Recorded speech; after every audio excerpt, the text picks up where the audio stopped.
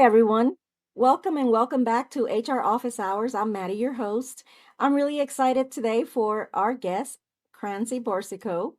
And Krantzsy and I go a little bit ways back. The way I recall it, he can correct me if I am wrong. We met 6 or 7 years ago when I was involved in the town development chapter in our local area. You connected with me, you attended a couple meetings, and we chatted about leadership in general, creativity specifically, and we've kept in touch over the years. What did I miss? It sounds good. It sounds spot on. Yeah, one of the things that I really always appreciated about you, Crancy, was your way of saying, hey, there is so much that we can do at work while we're working and hustling to do that, paying our bills, contributing to that, because, hey, we all have to pay our bills. I have to pay my bills too, at least the way that I interpreted our conversations, but also bringing our creative spirit and creative side into whatever it is that we're doing, and how those things don't really have to be exclusive to each other. So I thought, man, I really want to have Clancy here to talk to us a little bit more about that because there's a lot of conversations, and this isn't anything new in the HR workplace sphere about authenticity, bringing your whole self to work. What does that mean? What parts fit? What parts don't? What's appropriate? But I think there's a part of this creative side that maybe gets left out because it doesn't always fit as a puzzle piece, at least not in the traditional way that we think of it. And I think you bring a different perspective. So tell us about you. Tell us about what you've been up to, your experiences, and your recollections about everything I've said so far. Right. So thank you so much, Maddie, for having me and for, keeping me somewhere in the front or mid area of your mind. It means a lot, right? So, yeah, so around 6 or 7 years ago when we first met, it was the beginning of the journey that I'm on now. Though, like, not a lot has changed, a lot has changed at the same time. And so, yeah, I'm still on this creativity thing, and I'm deeper into it, in the intersection of creativity and, I don't know, corporate culture, like the corporate world. But specifically with the creativity is poetry. And so that's what I've really been giving myself over to a lot. And so on this journey, speeding up to presently, I'm coming off of a hiatus a little bit of trying to go full time with this. It lasted about like 6 or 7 months. And then now I'm back, W-2 life, working so that, I make sure that the bills are paid, while I still continue building this like passion into a full-time job. Hope so. That's where I'm at. And I kind of love that because from a HR practitioner perspective, we Mhm. have all kinds of jobs, and depending on our industry, depending on our areas, right? We have Mhm. entry level work, we have early career work, we have professional roles, and different jobs lend themselves for different types of folks that we're going to hire. And not every job is going to be like, oh my gosh, when I'm 8 years old, this is the job I'm saying I'm going to have this career forever. That's not going to be my passion forever. Some jobs we just do Right. because they're transitional Right. and they can bring value to both people. And we can still have pride in that exchange. As I've gotten to know you over the years, I saw that's how you saw work so that you could do other things. Would you Right. agree with that? Did I get that right? Yeah, yeah, no, no, for sure. Definitely a means to an end, very story driven. And we work to live, I live to work type of cliche. So yeah.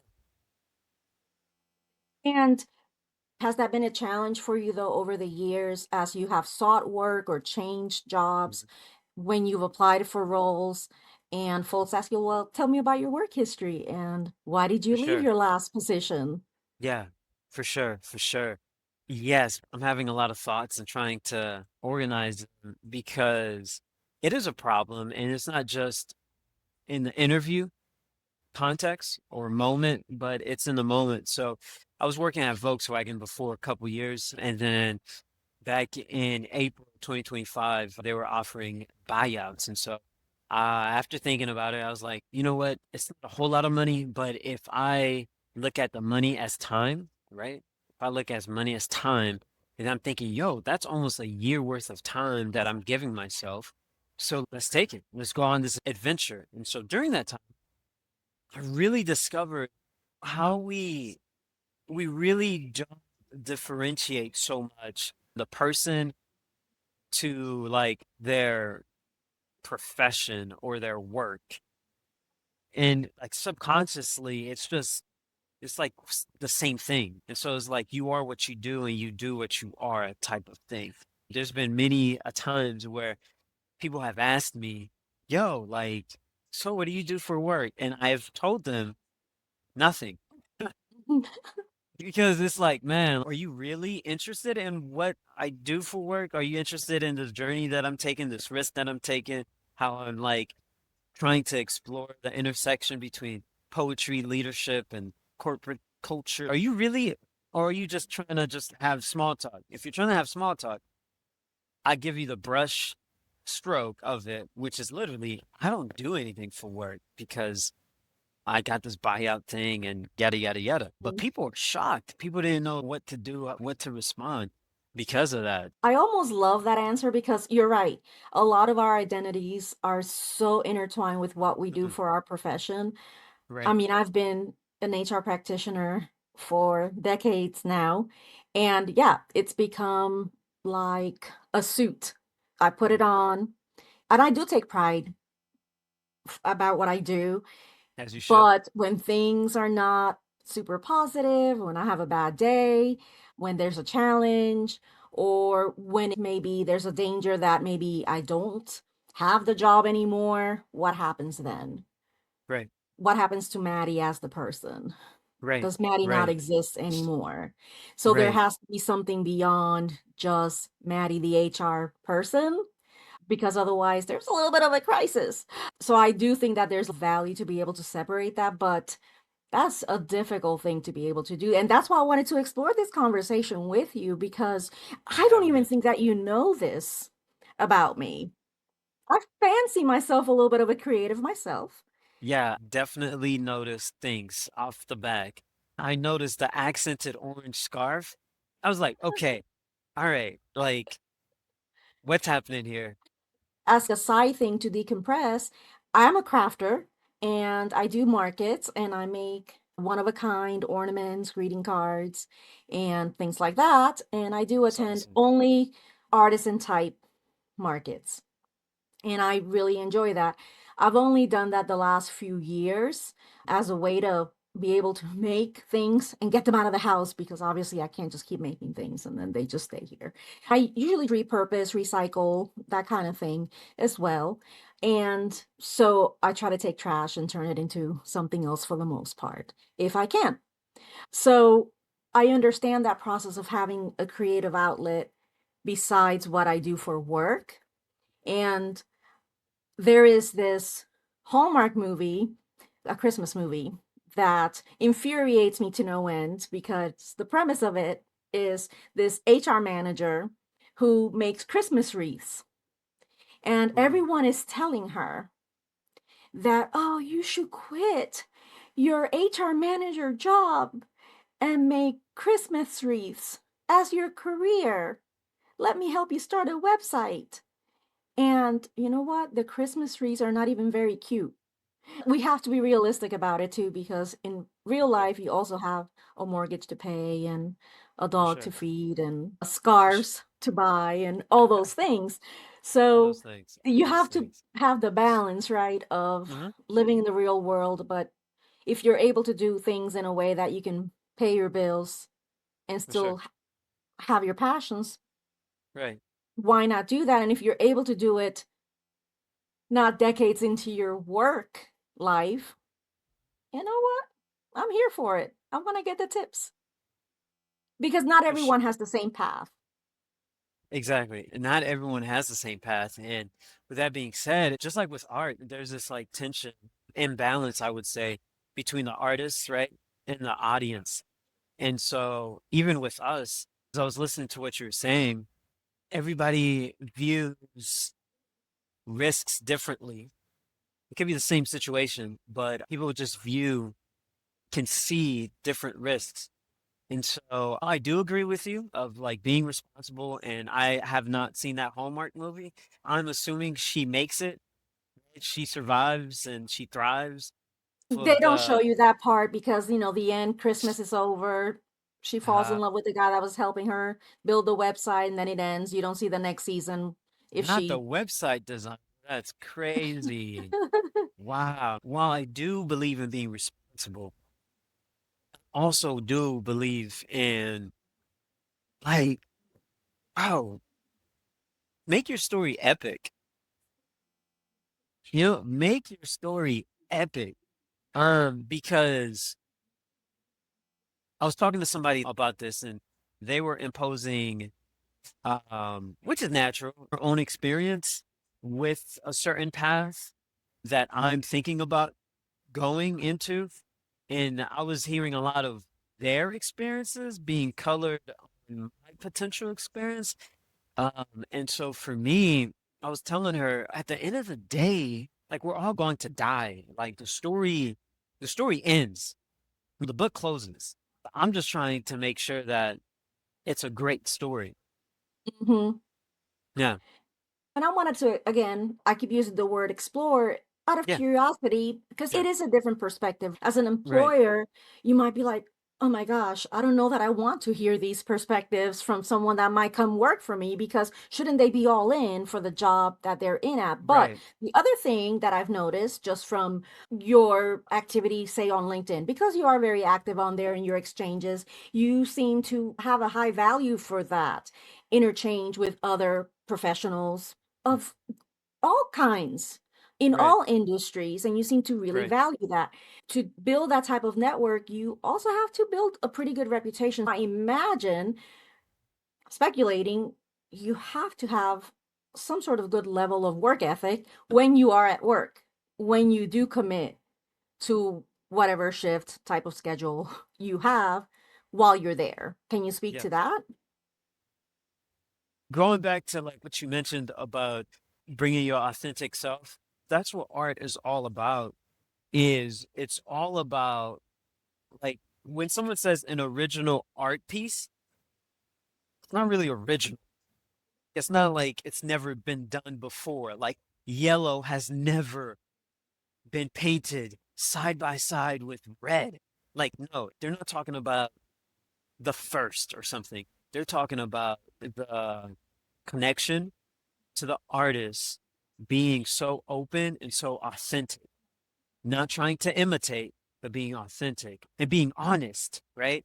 Honest. And so good work ethic is just that. If you applying to the job for me, I understand it as if I apply for a job, it means and I show up, it means that I am going to do honest work. That while I'm here, I'm going to do what is expected of me at the least, minimum, being honest, being authentic. And if that isn't the case, talking, talking to your superiors and communicating. But definitely, whenever I'm at work, I work so that when I leave, I don't necessarily have to take work to my home. And Yeah. I don't bring home to my work. And why do you appreciate that balance?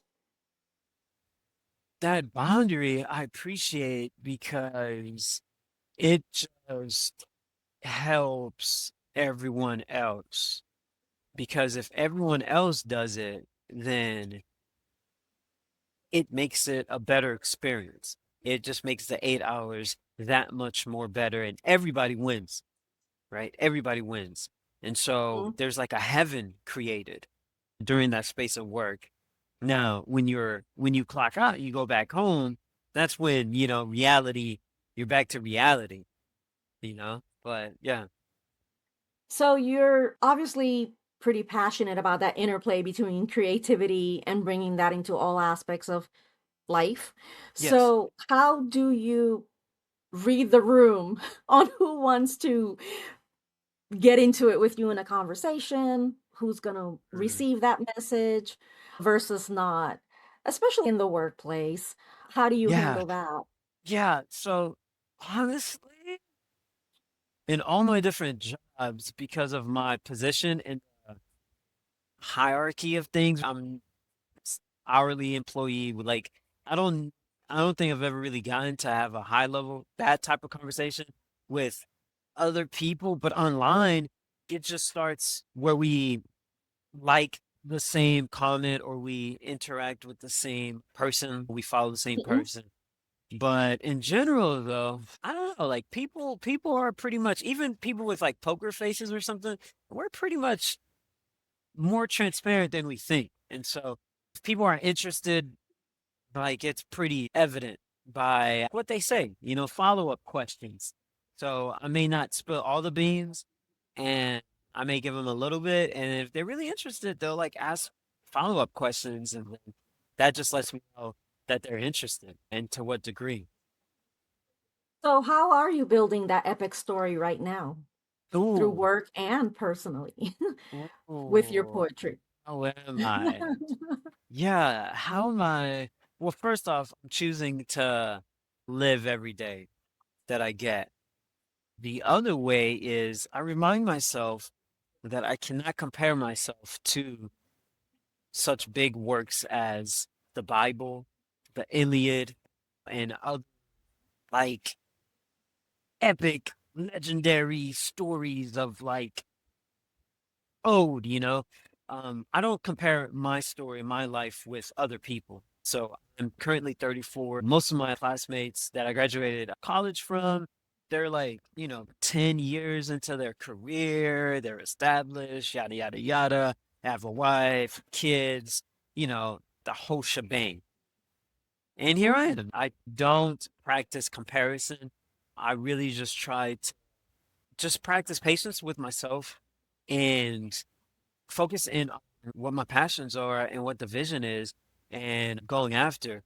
With that being said, I did take a little break from LinkedIn posting and interacting, but in the meantime, though, in the real world, I've just been saying yes to different opportunities that have come up And what do you do for work if you're able to share that? for sure. So I currently work over at Chatham Chemicals.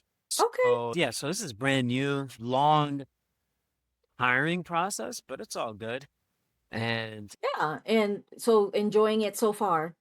enjoying it so far. And how are you keeping your next evolution of your creative process going? Not turning it off, just not turning it off. One thing that really helps is having a community. So I'm involved with this organization called Creative Mornings, and they have chapters all around the world in major cities. I'm involved with Chattanooga chapter. We meet monthly, and there's themes every month. There's a different theme every month. And we average like 70 people in attendance. Oh. The most we've ever had was like 170. And so that definitely helps me keep going and being around other creatives, consuming art intentionally as well. And again, yeah, not being afraid to experiment and not being interested in, again, comparing. I know I've said that, I just said it, but I think it's really important to stress that, like, for me, I strive not to compare myself with others. Correct me if I'm wrong. The Yeah. next speaker is a Yes. CEO entrepreneur. Yes. Yes, Amna Shah.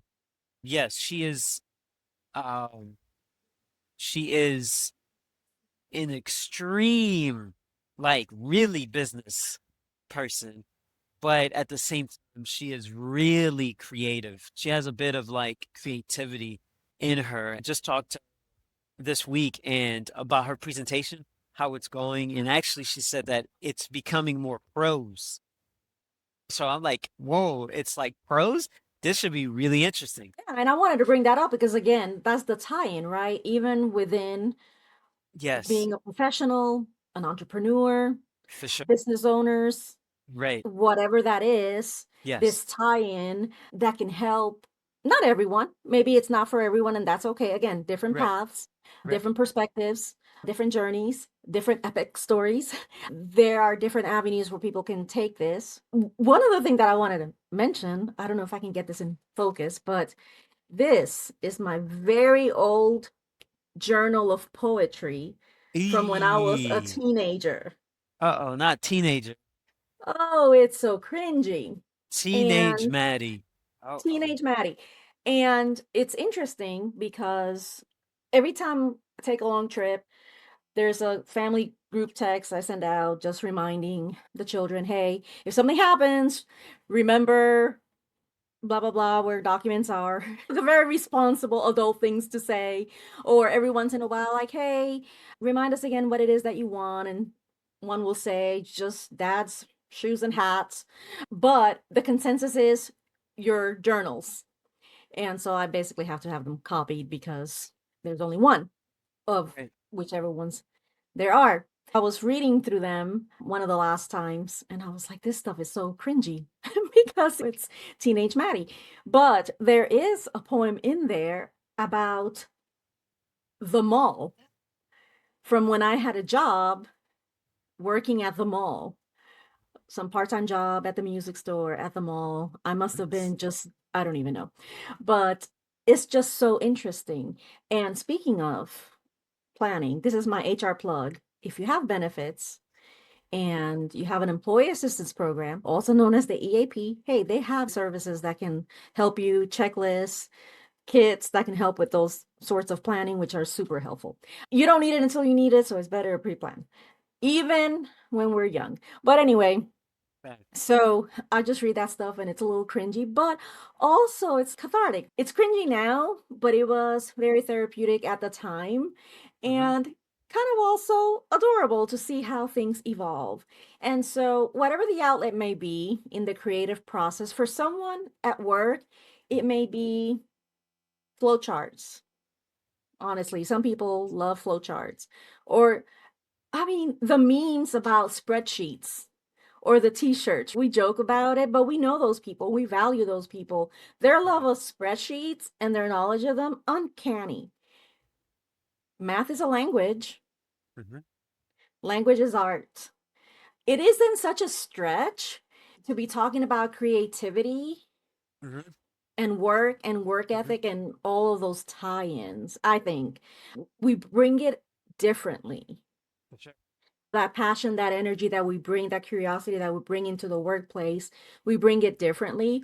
It might bore us to tears, Mm-hmm. however, one person brings it, Yeah. but it doesn't mean that it's not as creative or as interesting as somebody else's version, if that makes sense. Right. We can't live without the other part. So I just wanted to share that. Cool. Would you like to share the poem? Or no? You know what? We'll do this. If folks comment, and if we have 3 comments Three requesting comments. it, Requesting it. I I will got you. post a picture of the mall, of the very cringy. It's even in cursive. I love it. I I love it. mean, just I love cursive. it. I don't even think I can write in cursive anymore. Oh, you know, It's been a while. that's my default of writing is cursive. So it was Mrs. Holly in second grade, and she taught us cursive. And ever since then, I've always written in cursive. Of course, I write in print, like when I have to, but no, I love cursive. So it just keeps getting better. It is my mission to get you 3 people to comment I'll requesting post it. for you to post. My Where poem about the mall. where should I target these people? And Just comment on YouTube YouTube. and I'll that'll be amazing. So back to leading with poetry. Yes. I know you mentioned that's evolved a little bit over time. Mm. Where are you with that now? Because I know you've also self-published, right? Yes. Yes. So tell me about that. Yeah. So where am I with it? Currently, I am exploring the role of language in preventing and beating burnout in organizations. Um, Something that you mentioned was, oh, we all may have different kind of outlets, right? And they're all equally valuable, right? They're all equally valuable. One may be more interesting to me than it is to you, but all equally valuable. And so, one of the things, as a poet and a lover of words, is that one thing that most people have in common outside of Braille and sign language, but still, they still have that language in common, Mhm. is words. It's crazy how much we take words for granted. Um, and so it was this book that I'm currently going through called Your Speech Reveals Your Personality. Okay. And it just shows how much of us leaks out into the vocabulary, into our language, like the words we choose to say, the certain phrases, the catchphrases that we like to attach to certain situations. And so that kind of like rose up in a antenna in my head where, okay, wow. So if the language, if there's so much information and data in our speech, like what else are we saying that we don't know that we're saying? And so I've come to one thing is that burnout, which we've been kind of talking about it, is this thing, this tension of like what happens when we've suppressed our outlet so much. Or actually using your word, you had mentioned identity. And so, what happens when we lose our identity in the work, right? And we come to a point where there's this disconnect, like we lose work or we lose interest in work.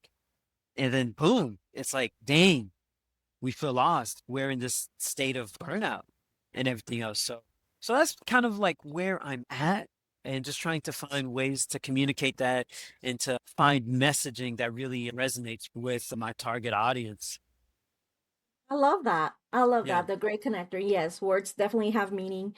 Before smartphones, I don't care if I'm dating myself. Look, the world existed before me too.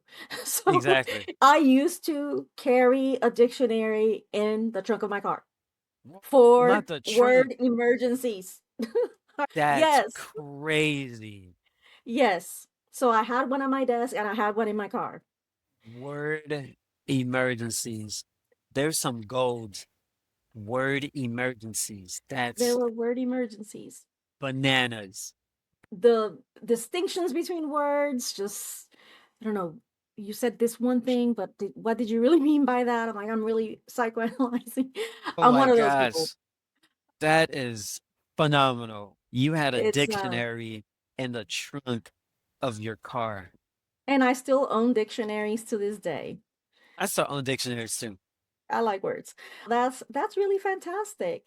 Do you have a favorite word or top three? Right now, evolve, I think. Obviously, I Okay, think creativity is top of mind because we've been talking about it. for sure, for sure. I can't do it. I can't have three. So You know what? creativity, I will be honest. Collaborate. collab. That is a word that's Mm, very meaningful to me. I use it a lot. I've been mm. accused of being too much into it as well. So I would say collaborate is probably my favorite word. Awesome, awesome. So there's some good and there's some bad, which makes Yes. it beautiful. Which makes it Yes. beautiful. So that is I love probably it. my yes. Love it. I shall frame it. So what else? Yeah. What else? So to paint the issue sometimes that I have having these jobs, right? That's not like really my career focus. I'm trying to get somewhere. It just makes it really hard because at this current job, it's not that I'm being fake with people. I'm just having conversations that's more geared to their like interests, right? But last year, there's a ad agency in town, which is the main sponsor, the local sponsor of Creative Mornings. It's called Whiteboard. So every year they have this 1 day retreat and focus on burnout. And so they had invited me 2025 to present a session on burnout. I was able to do that and just present my ideas and different things about how poetry can be an avenue to relieve burnout and to really just like find yourself again, and to find the joy in the small things such as a word or a string of words. And then fast forward, I got to be part of a team where a company was rebranding itself. And so they were in the business of health data, like medical data Okay. things. And so the task that we had was to basically help them come with a new name. And so I just did some name research and word. I think you would have enjoyed it. Just going into the Latin and going to like Greek and going to different languages and trying to find the intersection of meaning, sound, also like it's memorable, right? Mhm. So we're not using something crazy like Megatronic or something like just very kind of like, bah, bah, Right. and then trying to find where all that kind of came together and even into the realm of creating a word, like just like creating a word. That was a lot of fun. I also published a book back last year. That was really fun. Got to do a couple public readings. We know what comes to mind as you share that is that while work can be deep, it doesn't have to be.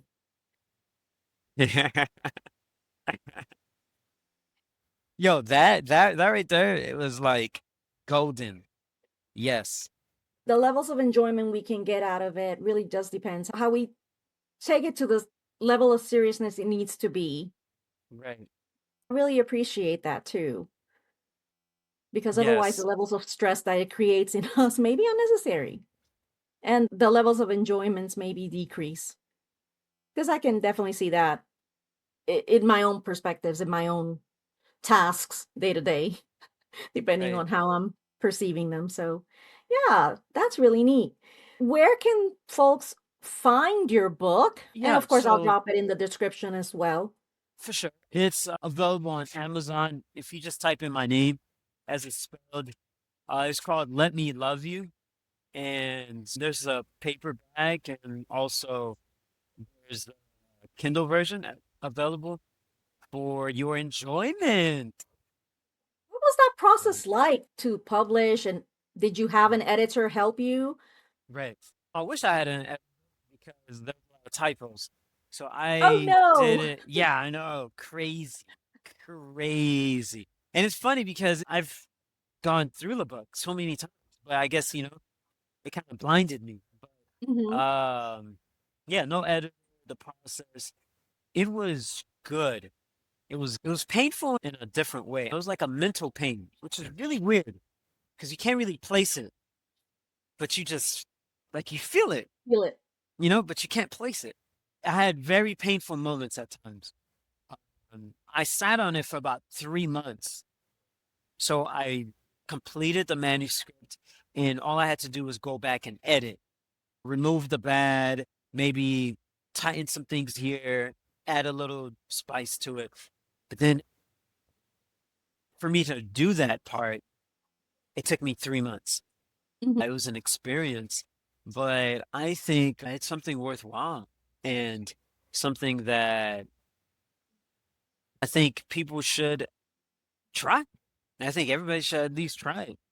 I'll be honest, I love that you have some errors in it because, as someone who just recently started this podcast, Yes, and of course it's evolving and I'm learning things, I'm learning to edit, I'm learning about lighting and sound and all of those things. And it could definitely paralyze you to not have it perfect to the yes, point where you just don't do it. right, And at some point you have to decide, okay, it's not perfect, yes, but it's also not terrible. At least it's something that I can be proud of for where I am today, and it can right, only get better. And you put it out there, and then you reflect and you're like, "Okay, well, Next year, it shouldn't be like that. It should be better. Boom. And get an editor, right? Next time you learn, get an editor. Those are things that we learn. One of the things that we've been talking about is this exchange of our skills, time, Yes. commitments of what the job requirements are to money. I mean, that really is the exchange of Mhm. employment. Yes. Is you say, yes, you told me what the job is Yes. for the time allotted for that job, whatever Hmm. shift that is.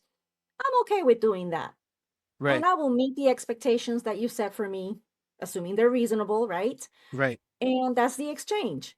Because we live in a world that we do have rents to pay, bills to pay, in my case, doodles to groom. And that's the reality of life. Unless you're independently wealthy, win the lottery, some other situation, I don't know, we have to do that. Right. That's okay, right? That's the exchange. Exactly. In an ideal world, what would be the alternative of not having to do it like that, of this exchange? Or is that exchange okay? If that's the only Mm. expectation, hey, these are your 5 tasks that you do at your job, do them to this set of meeting expectations, and then you get paid. Is that a good exchange? Is that a good exchange? Depends on like, what you mean by good. So for me, and I really love the question how you framed it because it's taking me to a place that I really like. Kids don't get burnt out. They get bored, but usually, normally, 9 times out of 10, if you come across a child, they're not having an existential crisis. Hmm. They're just right. They're just not. And part of the reason is because they haven't learned. They haven't learned it. They haven't learned the makings of it, right? They haven't learned about thinking so much about what other people think about them and their decisions. They haven't learned about that they need to have certain things to please other people and to feel good about themselves. And so having those things require money, and then having money requires having a job, and having a job requires this exchange of time for this like thing that's ultimately tied to what other people. So, kids haven't learned all that system yet, right? But what happens is that we are trained and taught that. So is it a good exchange? I tell you what, it's not evil. It's not wicked. It's not evil or wicked. Um, and it may I be will good. take that. As a as HR HR, I will person, take that. it's good. But what's better? Like, what's the best? What's the ideal? And again, you have to remind yourself, you're talking to this poet, you know what I'm saying? Like a creative. I'm always dreaming and looking for possibilities. And so, yeah, for sure. Like, time for money is good, but what's better? What could be better? And I think what could be better is if we if we just allow children, if we allow children to grow up, to be prepared to make their own choices and to live with the consequences of their choices and to follow their path, I think that's what would be better. I love that. And I do think maybe my circle's very small. I Mm. do see a lot of that. I do see most of the parents that I see, that's their philosophies, and I Yeah. love it. Um, but maybe my circle is tight and small. I'm gonna just choose to believe that that's the norm and that's what folks do. And because there are a lot of different paths and choices out there, and oh my goodness, the more I talk to people from trades to professionals to Yeah. engineers to just all different kinds of people. Right. We all choose different paths, highly educated to GED only Yeah. to nothing at all.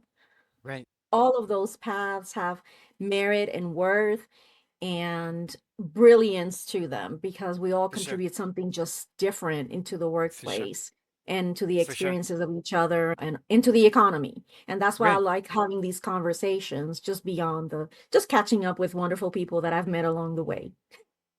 Well, this has been fantastic and amazing. And I really appreciate Same. you taking the time to come and chat with me today. And I will definitely link the group that meets monthly. I will put that in the description for folks to look it up if they're interested, if they're in the Chattanooga area. And of course, you said they're national, so they could look up other chapters in larger metro areas, I guess.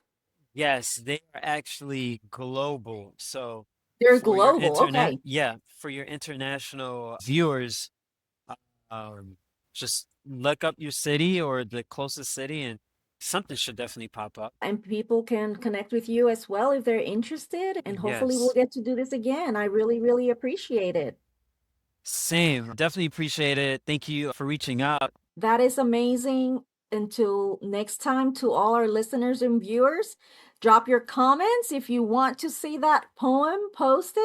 And I love it. also, any comments will get posted in the community tab. You can share your thoughts there, like, follow, subscribe, and we'll see you next time.